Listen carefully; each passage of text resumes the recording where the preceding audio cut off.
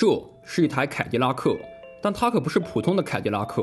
它是世界上最贵、最重、防护最严密、安全性最好的凯迪拉克，没有之一。从外表看，这台车可能和普通的加长版豪华轿车没什么两样，但它实则是一座名副其实的移动堡垒。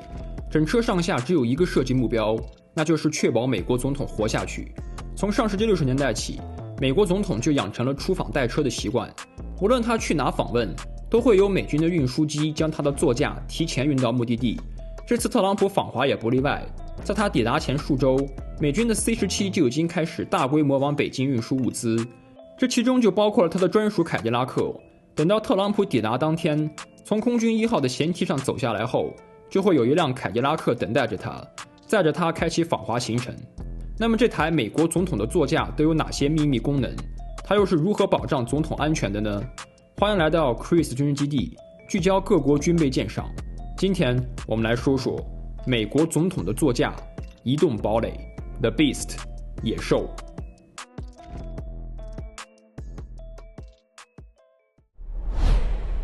美国总统的专属车辆最早可以追溯到20世纪初，但早期的座驾大多数比较普通，没有什么特殊功能。因此，我们的故事直接从上世纪60年代开始。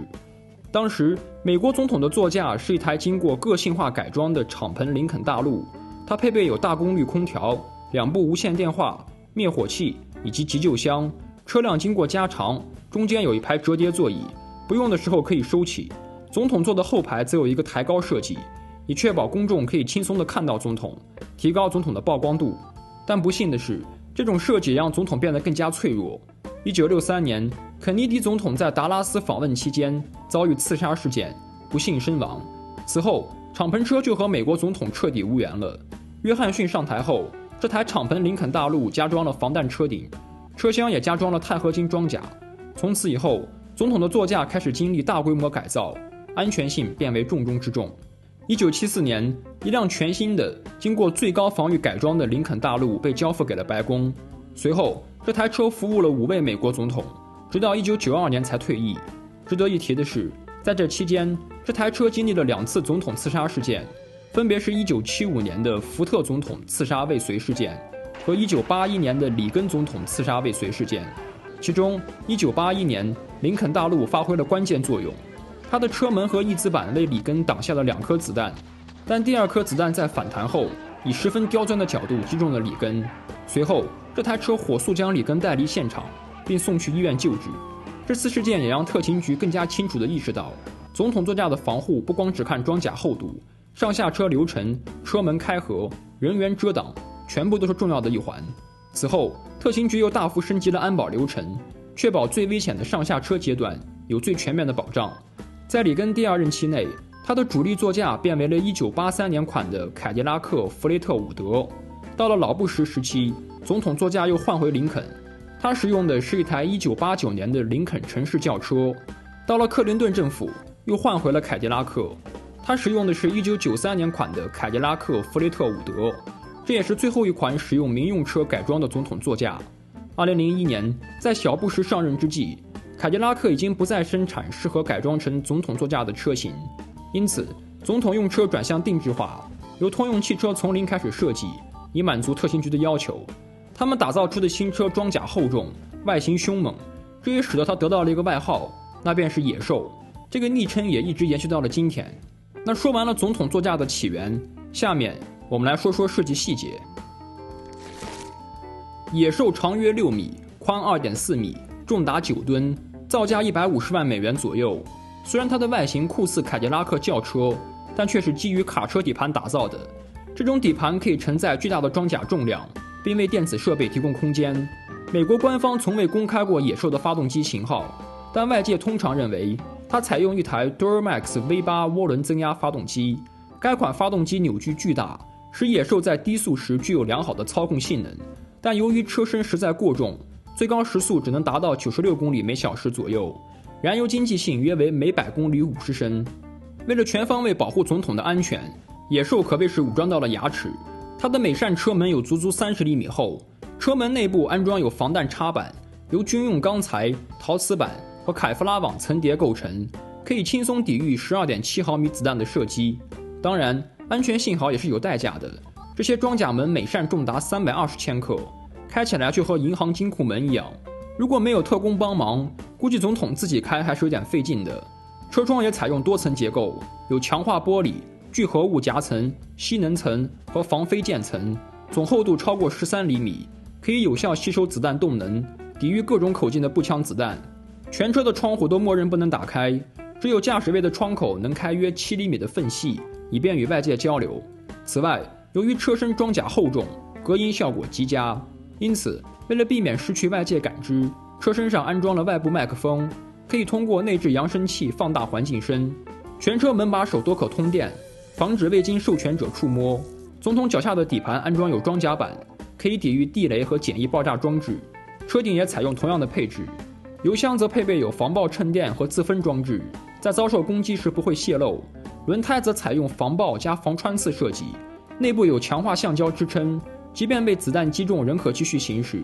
整个车厢可完全封闭，并且具备独立供氧系统，能防范化物攻击。一旦出现紧急情况，车厢内会自动加压，阻止空气流入，并为总统不间断供氧2个小时。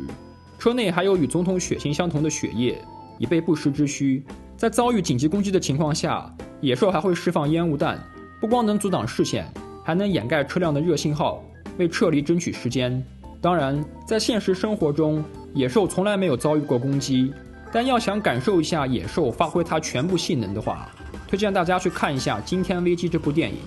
这里面的野兽可谓是拉满了，有高速狂飙、草地漂移、硬扛机枪、智斗萨博班，车里甚至还配备了火箭筒。战斗场面还算可以，把野兽耐打的属性体现得很全面。那虽然说野兽武装到了牙齿，但它的内部依旧保有高端的乘坐体验，采用了豪华真皮座椅、实木饰板和高保真音箱。座舱由玻璃板分隔，前部设有控制台和通讯中心，最多可以容纳7人，前排2人，一个司机和1名贴身保镖，后舱可坐5人。一般来说，总统坐在最核心的右侧老板位，旁边可以坐第一夫人、外国元首或者高级幕僚。例如，在2025年的美俄元首阿拉斯加会晤时，2人在红毯上握手合影之后，特朗普邀请普京和他共乘野兽，普京也欣然接受。从普京的表情来看，应该还是很愉快的。通常来说，总统出行标配2台野兽，这主要有2点原因：一是让外界不确定总统坐在哪台车上；二是一旦总统坐的野兽出现故障，还有另一台可以使用。例如2011年奥巴马访问爱尔兰期间，他的野兽在驶出大使馆时，底盘被坡道结实地卡住了，动弹不得，这导致奥巴马不得不乘坐另一台野兽，并从大使馆后门离开。在参加一些高安保规格的活动时，总统车队可能会出现3台野兽。在这种安保规格的配置下，总统坐的那台野兽会不断改变在车队里的位置。这种做法使得即便恐怖分子知道总统出发时在哪台野兽上，他们也无法预测几分钟后总统车的位置。在一些极端大场面下，曾出现过7辆野兽同框的场景。2021年拜登就职典礼结束后，去阿灵顿国家公墓时，车队里就同时出现了7辆野兽。这主要是因为总统、副总统和几位前总统同时出席活动，在叠加国会山骚乱后的超高安保背景才形成的特殊场面。那除去野兽外，美国总统还有一些自己的独特座驾。这里我们说个有趣的，例如约翰逊在德州牧场有一辆水陆2栖车，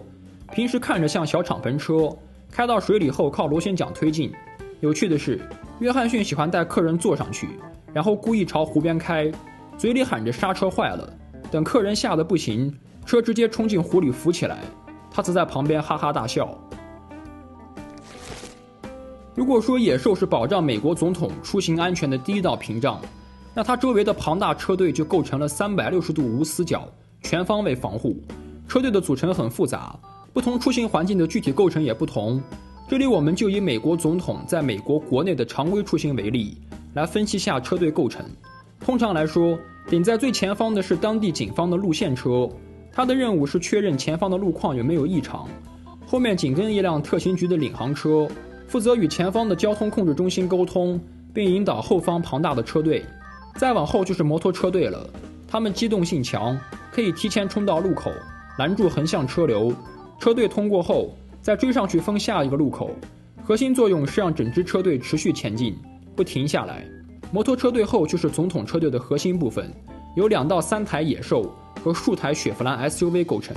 这些 SUV 的功能不尽相同，有被称作半后卫，负责贴身保卫总统的车，车内坐着快速反应部队，可以在遭遇袭击时立刻反击，并且无论发生什么，半后卫及车上的部队都会跟随总统车辆持续保护。还有反突击小组，